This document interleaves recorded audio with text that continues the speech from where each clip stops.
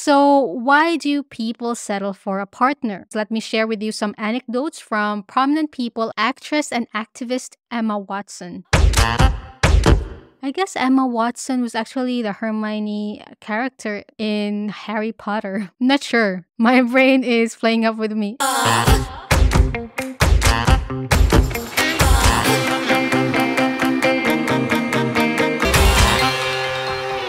Hey Zesties! Welcome back to the Gleeful Talkshow, where we share zesty stories to cultivate the happiness and hero within and out. In this show, we talk about personal development, society, and culture, so if those are the topics that you're interested in, then please keep on listening. Last season, we discussed about the Netflix show entitled Indian Matchmaking, which of course is about Indian matchmaking. And the main matchmaker featured on the show is Seema from Mumbai. I noticed that she always kept telling to her clients that they cannot get everything on their wish list or criteria and should compromise. And interestingly, Zesties, I also got an email from a listener named Mitch from California who said, Hi, Gleeful Talk Show. I recently listened to the Indian matchmaking episode. I like listening to personal development and experiences on your podcast, so I am hoping you could make an advice segment. And for this, can I ask for advice or opinion? I am already 37 years old but still single. Everyone, if not most, of my friends have partners. What is your advice for us single women who struggle to find a mate? Hi, Mitch from California. Thanks for listening to the show. I am so glad that you liked listening to those personal development segments, and I would be very happy to make episodes about advice and such, so keep your questions coming. So, Mitch, you are 37 years old, and I would always say that age is just a number. I am also in my 30s, but my heart is still at my 20s, if you know what I mean. I still watch anime and rom coms and whatnot, but that's not the point of this episode, actually. I'm just saying. Anyway, Mitch, I completely understand what you mean, in all honesty. I think that being surrounded with people who have partners is also not helping, right? But I'm not saying that you ditch your friends. I was just thinking of whether you're open to going with a group that are all single ladies. And if you don't have friends who are single ladies, I would recommend trying out a new social club. It wouldn't hurt. And you might find more people who are similar as you and who can relate with your situation. Also, I think that the mindset would need to slightly change a little bit. Like, don't focus too much on finding a mate, but focus on being happy. When you are happy, it radiates on the outside. I would say that finding yourself first is the very first step, and all others will follow. So, when you are happy, you will be healthier, you will be glowing on the outside, you find yourself with happy people as well. And then maybe you will find a mate. But if you don't, it's also not the end of the world, too. Because what's worse is settling with someone just for the sake of having a partner. And that doesn't even mean that for those people who have partners, they're happy with their partners. You don't know what happens on closed doors, right? And if you like to have kids and don't have a partner yet, I believe there are a lot of options if we dig into it further. Like, I know that people freeze their eggs and find a sperm donor if you have the financial means to do so. That would be good. Also, other people become secondary parents to their nieces and nephews, and others become stepmoms when they find a partner. Being open to the universe's possibilities opens up those possibilities as well, if you know what I mean. I certainly believe that the universe gives us the energy that we put out there. So, Mitch, I recommend focusing on yourself first and not settling when you find some potential partner. Cliche as it sounds, it does work. And I also wanted to share a personal anecdote. So when I was around my mid to late 20s, I experienced a breakup where I found that my boyfriend was cheating on me. And it was sad at first, of course. There's some crying and some wine happening there. But I got to my feet after a couple of months and focused on myself. I focused on things that made me happy. And at that time, it was like playing music, going to these bars and playing guitar, playing music, and of course, meeting the people and friends that I didn't have the chance to spend a lot of time with because I was in a relationship. And then I had a chance encounter with a former colleague, and now he's my husband. So, long story short, Mitch, being 37 and single isn't too bad at all. In fact, think of it as you've got lots of options and more time for yourself. If you shift your mindset in this way, I think a lot of better things will come along. Now, Zesties, I wanted to delve deeper into the topic about not settling when finding a partner. According to a recent study by the Pew Research Center, nearly half of all adults in the United States have been in a long term relationship or married to someone they've settled for. This is a concerning statistic that highlights the importance of choosing a partner wisely. So, why do people settle for a partner? It's a question that has baffled many of us. Based on research studies and anecdotal evidence, there are top 5 reasons why people settle in relationships.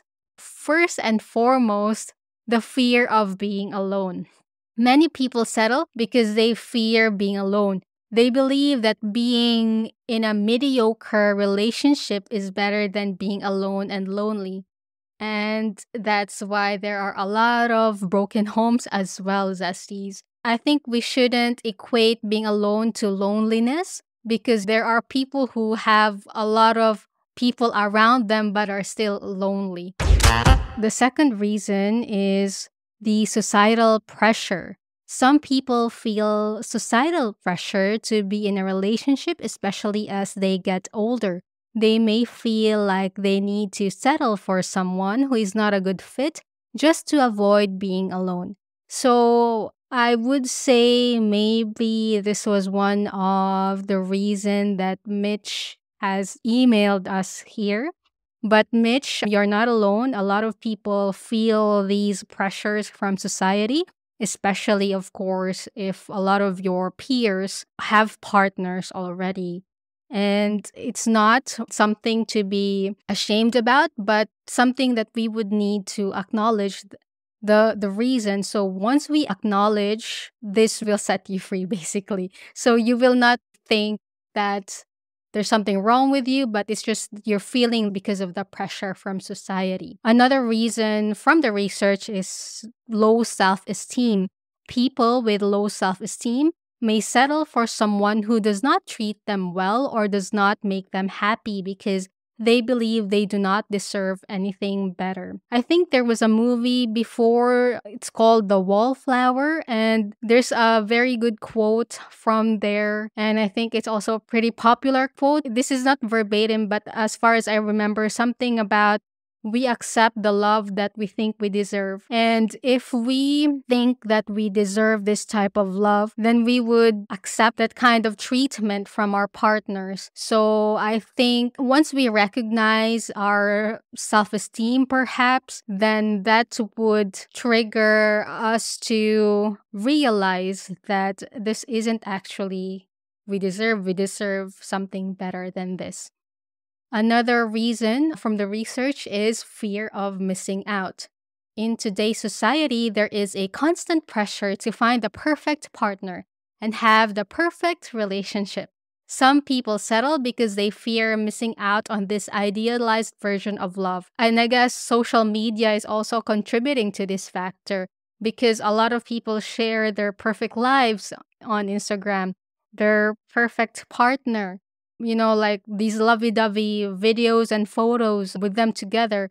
But in reality, we don't really know whether they are happy, right? Social media is just a facade, I would say. And the fifth reason is convenience. Some people settle for a partner because it's convenient. They may be comfortable with their partner and not want to risk being single again. So they stay away in a relationship even if it is not fulfilling. All of the reasons I think would be somewhat correlated with each other as well. So it is important for us to recognize these reasons and work through them in order to find a partner who truly makes us happy and fulfilled. But you would ask, isn't it better to have someone than no one at all? Well, not necessarily. So, because when you settle for someone, you are compromising your own values and needs. This can lead to an unfulfilling and unhappy relationship in the long run. You may end up feeling stuck or trapped in a relationship that you don't really want to be in. So, I guess it's more of thinking ahead or delving deeper into your feelings, whether is this really someone who values me, values my principles as well. It's more of thinking in the long run as well, if you know what I mean, because some relationships, they start off very happy because it's just on the surface. The happiness would just be on the surface. But once you spend more time with that person, then you realize that, oh, this is just not a deep type of relationship. And sometimes people will stick it through because they would think that the person will change or something like that, or it's just a phase. But I think it would depend on you, the person who is on that relationship, to really understand and realize the situation you are in. And prominent relationship expert Esther Perel stresses the importance of individual growth in a relationship. Settling for someone who doesn't challenge you or encourage your growth can lead to stagnation and a lack of fulfillment. It's important to find a partner who supports your personal growth and development. I guess we see these in people who say that they outgrew each other. I guess somewhat like that. And outgrowing in a relationship, it's sometimes necessary so that you can grow on your own. And it doesn't mean that the relationship was wrong. So I guess if you find yourself outgrowing the relationship, it's better to move on rather than being stuck there, because you will you will be unhappy forever, if you know what I mean. So people would ask, what should I look for in a partner? Well, according to the Gottman Institute, a research-based approach to relationships, there are 7 essential qualities that make for a successful relationship. This includes trust, commitment, mutual respect, emotional support, shared values, shared interests, and effective communication. It's also important to take your time getting to know someone before committing to a long term relationship. And again, this is a little bit different with different cultures because as we watch the Indian matchmaking show, the Indian culture is more of like they marry first and then they get to know better. But this is more of like the Western approach or a much more generalized approach to relationship. And I think whichever works better with you, go for it. A study published in the Journal of Marriage and Family found that couples who date for at least 3 years before getting engaged have a lower divorce rate than those who date for shorter periods of time. Of course, zesties, again, this is more of like a generalized approach, like more of what generally works. And for my case, actually, I think we only dated for a year and then we got married. Anyway, but if you're already in a relationship and you feel like you settled, it's never too late to reassess your relationship and make changes if necessary. Again, it takes a brave heart to do this. And if you feel like you've settled for someone, it's important to communicate your feelings with your partner. Try to have an open and honest conversation about what you're feeling and what you want in a relationship. What you want and what he wants, or vice versa, isn't matching. And I guess it's time to move on. According to a relationship expert and therapist, Dr. John Gottman, it's important to focus on the positive aspects of your relationship instead of dwelling on what's wrong or what you're missing. Try to appreciate what's good about your partner and your relationship. This can help you feel more satisfied and fulfilled in your relationship. Before we wrap things up, Zesties, let me share with you some anecdotes from prominent people about why settling in a relationship is not a good idea. First, let's hear from media mogul Oprah Winfrey. In her book, What I Know for Sure, Oprah writes, I know for sure that you cannot give away what you do not have. You can't settle for a relationship that doesn't give you what you need and expect to inspire someone else to give you what you want. Next up is actress and activist Emma Watson. I think she's the Hermione actress. I forgot her name. Anyway, Emma Watson said in an interview with Vogue, I'm very happy being single. I call it being self partnered. I think it's very important to be happy and content with your own company and not to settle for less than you deserve. I guess Emma Watson was actually the Hermione character in Harry Potter. Not sure now. Now my brain is playing up with me. Anyway, and finally, let's hear from musician and entrepreneur Jay-Z. In an interview with David Letterman, Jay-Z talked about how important it is to have a partner who challenges you. He said, we choose partners based on who we are. And if we're growing, then the person that you're with has to be growing as well. You can't be the same person you were when you met. Okay, I think Jay-Z, if I remember, there was a news before that he cheated on Beyonce, and I was really mad about that. I don't know now, but I don't know. It's just a rumor or something. But anyway, I agree with all these anecdotes. And let's say like we judge a person, right? We don't judge a person by its book, but by their choices, I would say. I would think that, like if you see someone who has an abusive partner and they chose to still be with them, in a way, like maybe has some low self-esteem, and then that person might need help too. Like not only the partner, but both of them. Anyway, these anecdotes from prominent figures emphasize the importance of choosing a partner who challenges you, supports your personal growth, and makes you happy. When looking for a partner in life, it is important to focus on qualities that are compatible with your own values and goals. And here are some qualities to consider. Compatibility, not the compatible meter between your horoscopes, but I don't know whether they work or not. But what I mean is the importance to find someone who is compatible with your lifestyle, interests, and goals. This includes shared values and similar outlooks on life. This depends. You could think this differently because others say that opposites attract, and others would also say that opposites attract, but like poles last, something along those lines. Because maybe one of the partners are much more of an outdoorsy person and the other partner is an indoorsy person. At first, the indoorsy person would go together with the outdoorsy partner and would enjoy, but in the long run, they would realize that they don't really actually enjoy going outdoors because they are an indoorsy person. And that would create a rift in the relationship. So that could be, a cause of a breakup, I would say. Another quality to consider is communication skills. Communication is key to any successful relationship, may it be, romantic partner or friendship or even working relationships.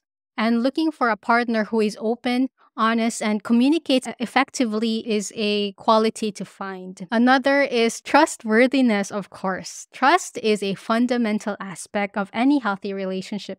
We need to find someone who is trustworthy and who you can rely on. That is pretty self-explanatory, Zesties, but sometimes, pretty self-explanatory, but sometimes hard to find. Anyway, another quality to consider is emotional intelligence. Emotional intelligence is the ability to understand and manage one's own emotions and the emotions of others. A partner who is emotionally intelligent will be able to communicate effectively, handle conflicts with empathy and understanding, and build a strong emotional connection with you. Another important quality to consider is independence. While it is important to be able to rely on your partner, it is also important to find someone who is independent and can pursue their own interests and goals. because you don't want to be like always doing the decision for them, if you know what I mean. Anyway, another good quality is respectful. This is very important, I would say. I mean, a lot of these are important, but it might depend on the ranking for you, which is much more important to you. Mutual respect is crucial for a healthy relationship. Look for a partner who is respectful, kind, and compassionate towards you and others. And I would say that for me, I would like to have a partner, or I am attracted to a person whom I respect more or who I look up to, basically. So, yeah. And another one is shared goals and values. Find a partner who shares similar goals and values with you. This includes values such as honesty, integrity, and commitment to personal growth. I remember there was this dating show that I watched. It wasn't too hot to handle, but I forgot, like, it was like a combination or all of the hottest characters in the dating shows lumped together or grouped together for that one show. And then there was this character, I forgot her name. One eternity later. Francesca. She was considered the most beautiful of all on that show and a lot of dating shows, and a lot of guys liked her. And then there was this guy, I forgot his name, David or whatever, David. And then he liked Francesca very much. But then Francesca, it's weird because Francesca wanted to get married but doesn't want to be monogamous. But of course, David or the other guy wants to be in a relationship, or let's say wants to marry Francesca, but he prefers that she would be monogamous. So that type of values, it doesn't match, and it would lead to maybe an unhappy relationship in the end. So, zesties, remember, finding the right partner takes time and effort. It is important to be patient and keep an open mind while also being true to yourself and your own needs and desires. And also, if you don't find a partner, I mean, it's not the end of the world. So, let's focus on our own happiness, because that's the most important. Because when we are happy and love ourselves, then we can give that happiness and love to others as well. So thank you, Zesties, for tuning in to today's episode. And big shout out to Mitch from California for sending in that email and request. And Mitch, I hope you will find happiness for yourself and find a partner eventually. You deserve to be with someone who makes you happy and fulfilled. It is important to take your time, communicate your needs and values, and be patient when it comes to relationships. So that's it for today's episode. Thank you once again. Don't forget to follow me on social media to join in the conversation, and follow my YouTube channel as well. I share clips and videos and some lifestyle content on that as well. Big shout out as well to our Patreons. Thank you, Jem, for your continued support. And Zesties, for any episode recommendations, please let us know on the comment section or email to gleefultalkshow@gmail.com. If you'd like to share your thoughts on this topic, please send a voice memo. Keep it relatively short and send to gleefultalkshow@gmail.com. I might feature your entry on a future episode. But if you don't like to send a voice memo and prefer to send it via email like how Mitch did, please continue to do so. If you enjoyed this episode and would like to give me a cup of coffee or two, please head down to the episode notes and click on the link below. Until then, keep living the gleeful life.